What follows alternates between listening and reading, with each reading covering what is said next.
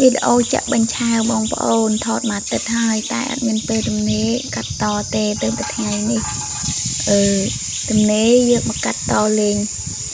ហើយក៏ចង់និយាយពីម្ដាយខ្ញុំគាត់កុំលឺថាកូនឬក៏ចៅឃ្លានអីនិយាយពីថាខំដឹងថាធ្វើឲ្យហូបឲ្យបងប្អូននិយាយរួមគាត់មិនចេះហត់អម៉េចហើយធ្វើបាញ់ឆែវគ្រួសារខ្ញុំមិនមែនធ្វើតិចទេណាបងប្អូនធ្វើម្ដង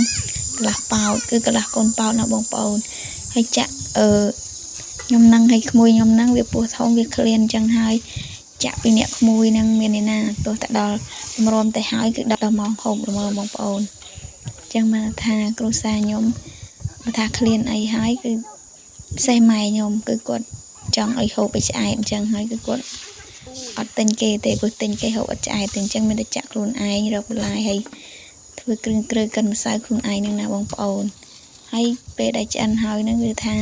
ចែកម្ទះ2ម្ទះ3សឹងគ្រប់ផ្ទះបងប្អូនគាត់ហ្នឹងអញ្ចឹងមិនថាធ្វើម្ដងទៅកន្លះប៉ោតបានគ្រាន់បងប្អូនព្រោះបងកូនចៅហើយនឹងបងប្អូនគាត់ច្រើនហើយម្យ៉ាង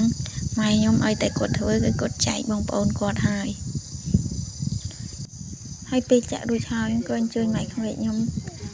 មកហូបដែរបងប្អូនវីដេអូនេះក៏មានតែប៉ុណ្្នឹងដែរបងប្អូនស្រុកស្រែអត់មានអីទេបងប្អូនមានតែធ្វើអញ្ចឹងធ្វើខ្លួនឯងទៅវាមិនសូវអស់លុយឲ្យហូបបានឆ្អែត